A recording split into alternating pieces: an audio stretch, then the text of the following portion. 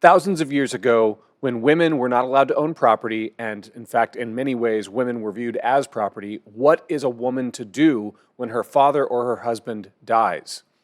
Well, one woman remained faithful to the person who is in her care and ends up landing on her feet. And her name is Ruth. And this one's going to be a two-parter. Kindred UMC live show features adults discussing adult topics, occasionally with adult language. It may not be suitable for young viewers. Please use discretion before watching. Hello all! Welcome once again to the Kindred UMC pre-recorded live show, coming to you not live, but pre-recorded from my front room, aka Kindred Studio A. My name is Chris Hayden. I am the pastor of Kindred UMC. What was I saying? I'm Taylor. Do I say my fun fact now? Your name is Taylor. Do I say something fun now or do I wait? Okay, something fun. I am obsessed with my cats. I have them tattooed on my body. No, that's how they're permanent. They're permanent forever. My name is Andrew, and I am really excited about football season starting. No. Oh, you guys planned and we've reversed the order. Yeah, because we reversed the orders. Now I can't say what I was going to say. Well, that's okay. We'll I'm sure there will be ample opportunities in the future. We are continuing our, excuse me. I hope that's not too annoying. We are continuing our journey through what I'm calling Barbies in the Bible, feminine, heroine, prominent female biblical figures that have too oft overlooked, and we're going to correct that here and now. And this week, it's actually going to be a two-parter. So this week and next week, we're going to be looking at the character of Ruth. We just got through Judges, so the next book is Ruth. So that seemed natural. Yeah. Ruth and Naomi. Naomi's her mother-in-law. So before we get into the scripture, because it's a small book, it's only 4 chapters. Okay. So I encourage you to go ahead and read it. It doesn't take very long, and you'll kind of get a sense of what's going on. But I don't want to read all 4 chapters in this, so I'm going to sum up the first parts. Ruth is a Moabite. So for the Israelite people, she is a foreigner. And this is ancient times where people are a lot more racist than they are today. You think it's bad today? You should have seen thousands of years ago. Pretty racist. So the Israelites don't really like the Moabites, but they're not like enemies, but they are kind of like others, you know? Okay. And Ruth is a Moabite. Okay. Now, she ends up marrying an Israelite who has moved to Moab. And so she's married and she has a mother-in-law. Her mother-in-law's name is Naomi. Naomi has a husband who is also Israelite. So what happens in the beginning of this story is Naomi's husband dies, and Ruth's husband, Naomi's son, also dies. Okay. There's also another couple involved, but they end up not being a big part of the story anyway. So we're going to focus on Ruth and Naomi. So we have Ruth and Naomi, who are mother-in-law, daughter-in-law, and they're both widows. Okay. Now, in the ancient Near East, women were not allowed to own property and not really allowed legal status, and in fact were often viewed as property.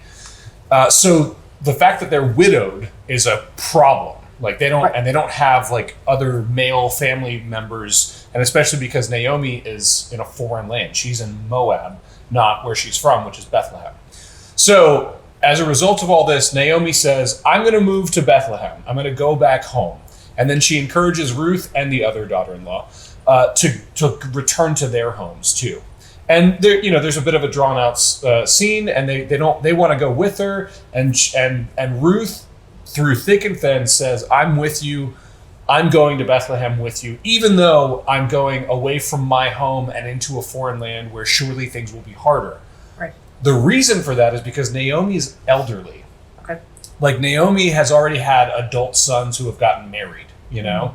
So Naomi, the idea that she's going to go back home and earn a living and somehow make her way is probably not going to, she's essentially resigning herself to go back home and die in solemn squalor. That's what she's doing, because she can't work fields or anything. Right. Mm-hmm. So, but Naomi says, no, I'm sticking with you. I am going with you to Bethlehem, and she's going to take care of Naomi, even though Ruth is essentially an underdog. She's a foreigner. She's a widow.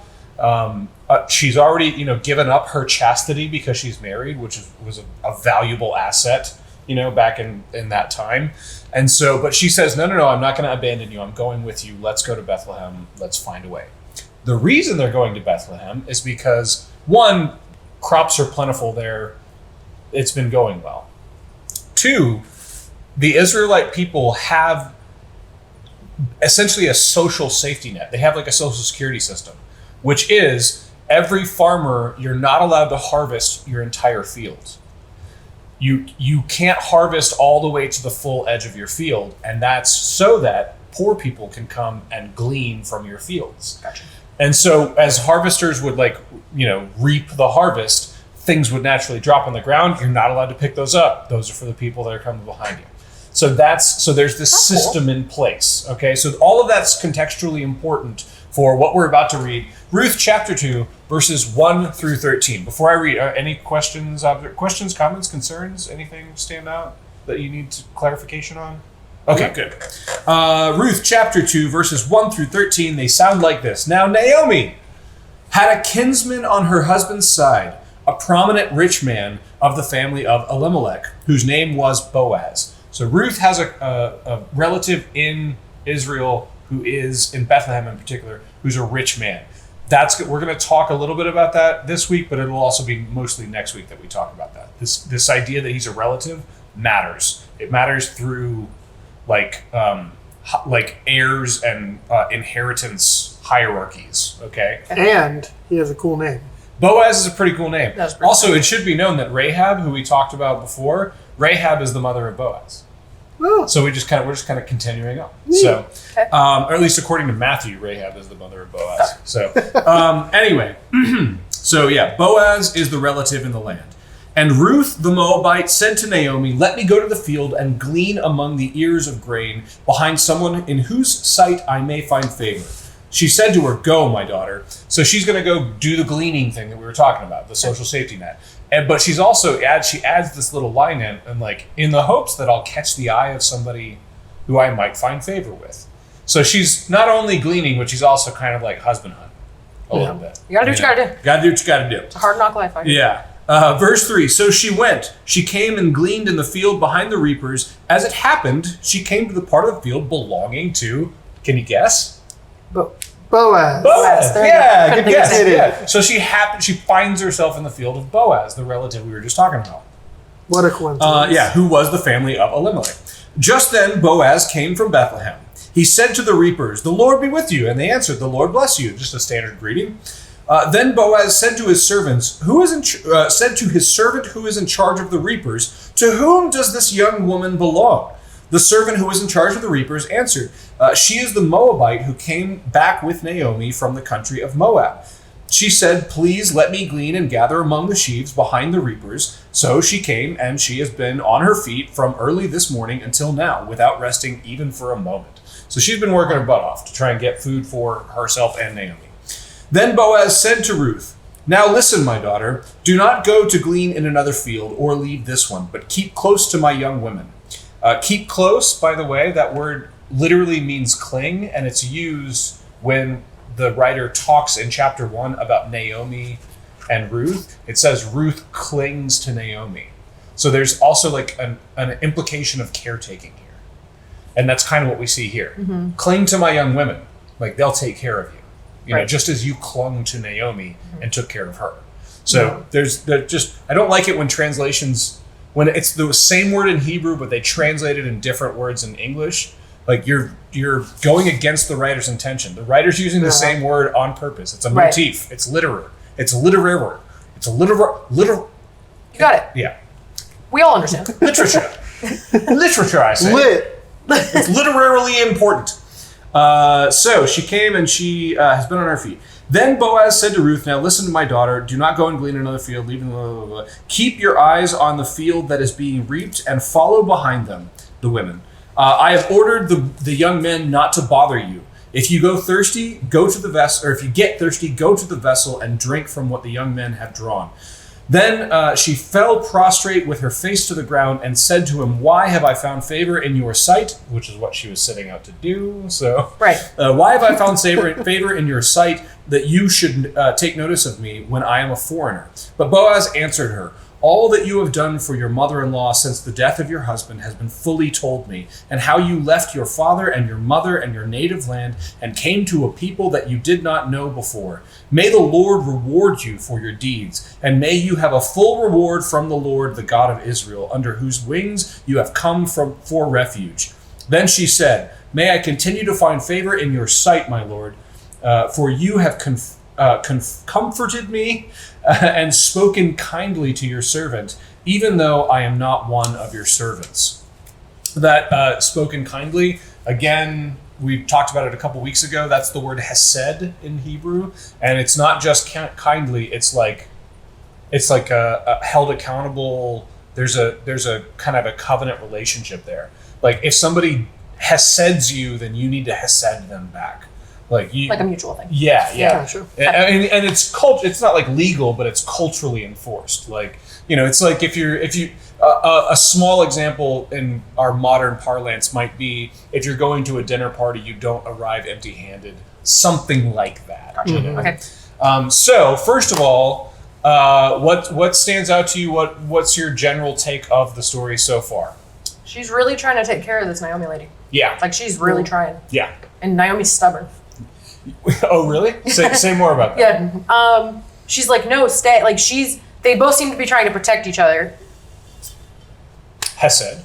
Yes. And they're trying to protect each other, but they're like going against each other by protecting each other. Not going against each other, but like they're saying to do the opposite thing. Yeah. They're like, you go, and then it's like, no, I'm coming with you, and then it's like, no, but you need to stay because you're safe, and like, but I need to come with you so you're safe, and like, it's very like they're trying to outdo one another with kindness, basically.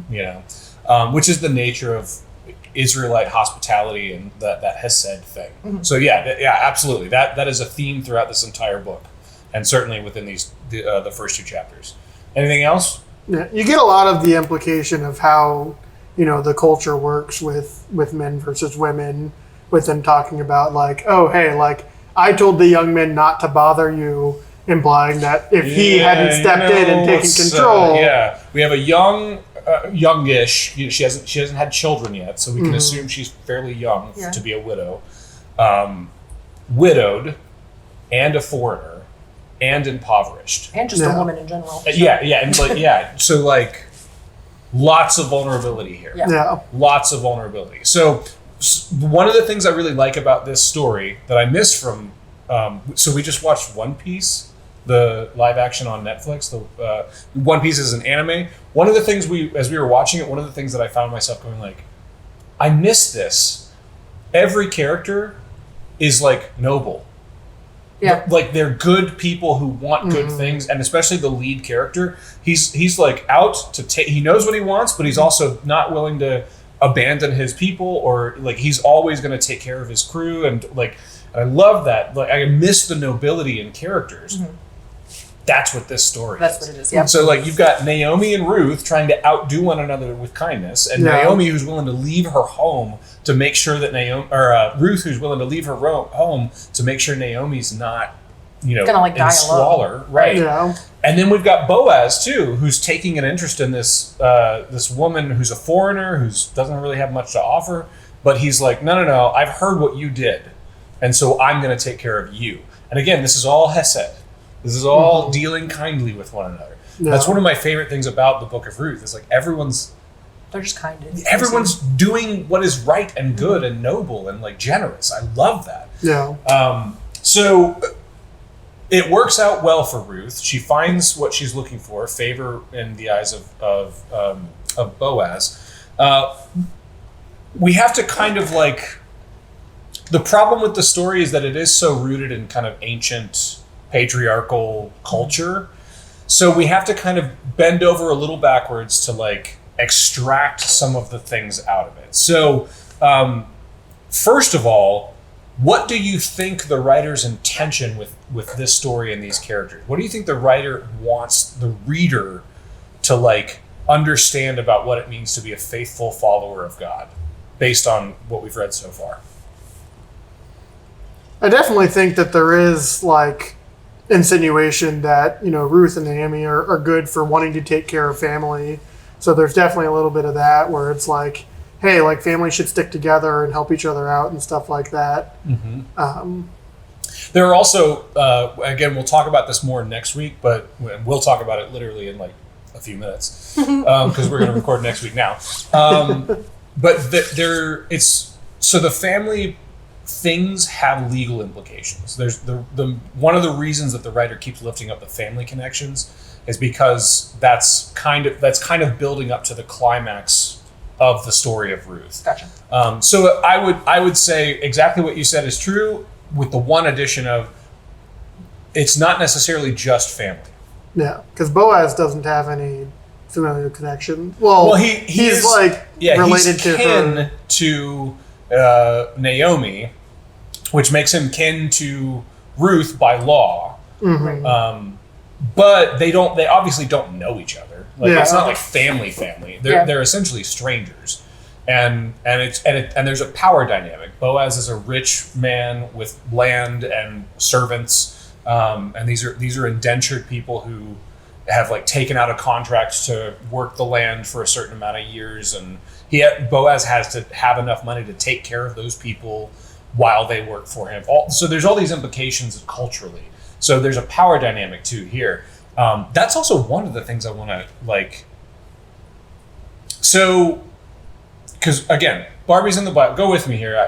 Like this is just going to be a lot of exposition. I'm here for the ride. Yeah. So Barbies in the Bible. The idea, where I want to look at feminists, the idea of feminism, kind of that evolves throughout Scripture. Mm-hmm. One of the things that we deal with in our modern context is there is a power dynamic, and it's kind of unavoidable. I've never once really been worried about going to my car late at night. That's never really been a problem for me. Now, correct me if I'm wrong, but I imagine that's something you have to consider. Yeah. I definitely think, my partner is Black, gay, and a woman. So there's there's like a hierarchy of like who has to deal with what. Right. You know what I mean? Yeah. Like for instance, I got pulled over. And I was like, oh my God, if this was her, like I'd be freaking out. Yeah. So I do get the fear, and I do walk out to my car with my keys in my hand, and I have pepper spray, and I have all the things to make sure I'm safe. By the way, pepper spray is one of the things that I highly advocate. It's cheap. You can get like 3 of them on Amazon for cheap. Under $30. You should just have one on your keychain. I have one. Pepper spray or gel, either one works. Yeah, I have one. I have pepper spray. Yeah. Make sure you point it the right way though. Yeah. Get the palm pepper spray because it's got the little safety thing. Oh. And don't be like my mom and spray it in the car with the doors locked. Don't do that. Don't do that. That was rough. Never in Thanks, Mom. Space. Yeah. But I do have the same fears. I just think it's interesting that within the female presenting community, there's still a hierarchy.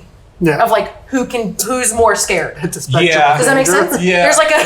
There's like a spectrum. You're right. It's like a spectrum. Like yeah. Like me being gay and a woman is like fearful for many reasons.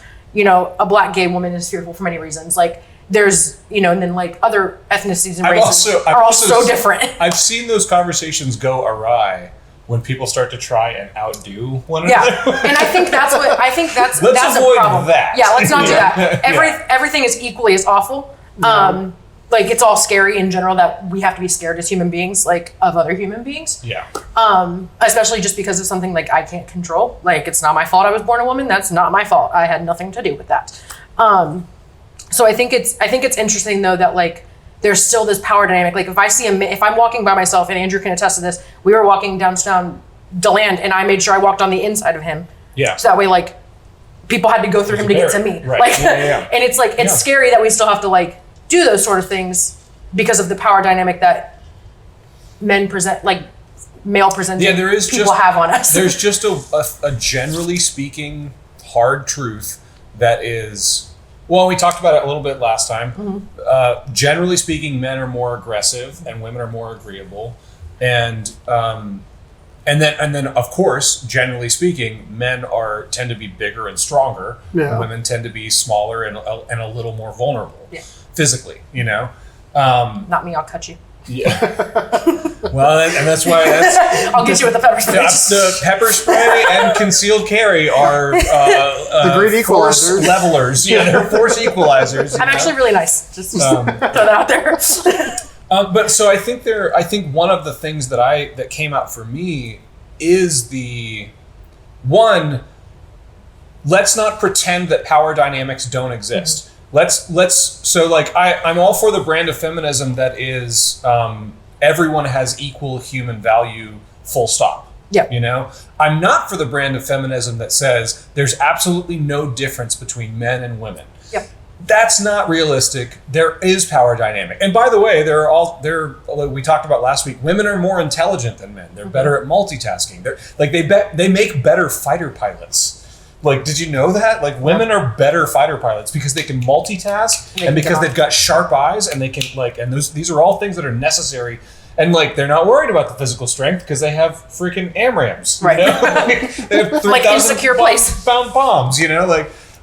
So there is, you know, it goes both ways, but one of the things that I think matters so much is, for one, let's acknowledge that there are power discrepancies, and two, it seems to me that the God that I worship wants me to use whatever power discrepancy I've been handed for the benefit and generosity of other people, especially people who may not have that same power advantage. Yep. And you can apply this in 1,000 different ways. Obviously, gender discrepancies. Obviously, like white privilege is another one.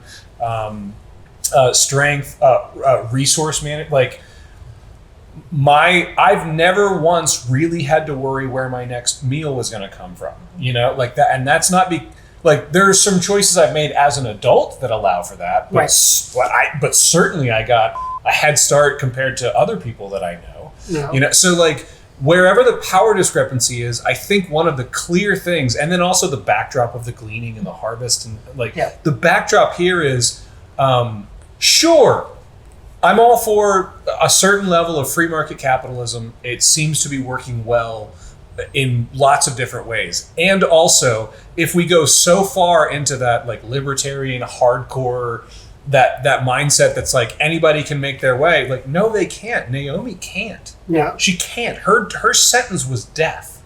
And like Ruth, thank God she was willing to work and take care and had a kind heart. But even she was probably going to get taken advantage of, probably going to get assaulted, probably going to get robbed, all that kind of stuff too, because she's a woman on her own. Yeah. And then there's this Boaz guy who's wealthy, and you know, there's no physical description. We don't know if he's like a strong guy or not, but he certainly has resources. Yeah. And it's his willingness to take care of Ruth, and Ruth's willingness to take care of Naomi, and Naomi's willingness to, in many ways, take care of Ruth by guiding her, like, all right, this is what you're going to do. This is how you do that. Let's pay attention to these things. Like, it's all this mutual outdoing each other with kindness, and everyone using their, you know, privilege or authority or strength or whatever in an assisting way, in an aiding way to other people.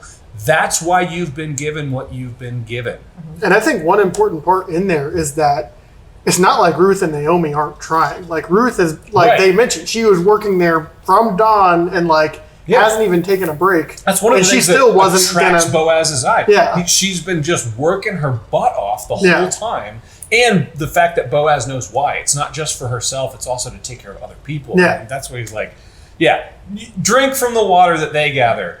And then later, actually, in the rest of the chapter, it's like, come and eat with us. Like, like he really takes a shining to her because she's really willing to work her butt off to take care of herself and take care of Naomi. And then that's what catches his eye, too.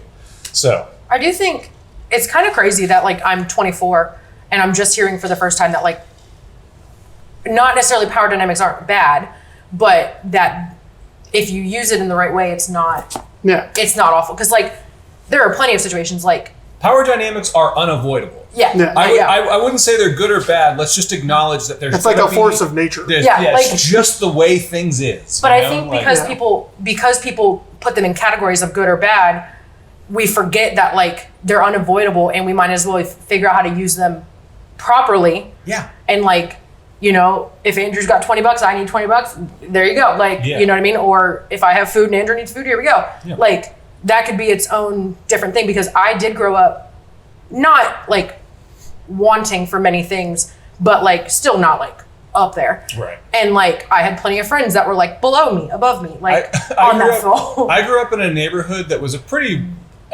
upper middle class neighbor, and I grew up just poor enough to know Right. how much Right. richer everyone else was. Right. That's where I'm at. Like, and I still think good. it's, Still had plenty of food. Still never really worried about a roof over my head. All that kind of stuff. But like, I was. but definitely as an adult, I'm like, you're driving a BMW and you're in high school. Like, what is happening? yeah. But I think it's interesting that you're the first person I've ever heard like point out that it doesn't have to be good or bad. It can just be. It's how what it is. It's how you use what's been given. Right. Yeah. And like that is, so this is a Richard Rohr quote, and I'll end with this because we've got more to talk about. I'll end with this Richard Rohr quote. He talks about everybody's kind of responsibility. It is to proudly and humbly return back what has been given to you. Proudly and humbly return back what has been given to you. And like a shorter version is like pay it forward. Yeah. Be grateful for what you have and then pay it forward. I like the wording of return back as well. Mm-hmm. Yeah. Yeah, because it's not like the Christian attitude, like with talents and gifts, and is we are stewards of the things that God has given us, and so we have a responsibility to, one, enjoy them, enjoy the gifts that you've been given, and two, use them responsibly to help, use them according to the will of the one who gave them to you, Right. which is generosity, grace, mercy, justice. Like And I these think are our that's where it responsibilities. gets lost. Yes. That seems to be where, at least in my experience. Oh yeah. Where Yeah. It goes where it off in gets- 1,000 different ways. All right, so we've gone on I forgot to set the timer. I don't know how long we've gone. But may the Lord bless you and keep you. May the Lord make his face to shine upon you and be gracious unto you. May the Lord lift up his countenance upon you and give you peace. And I'll see you next week for Ruth Part 2. Yay. Amen. Amen. Amen. Ah, woman. Oh, woman. Oh, I clapped by myself.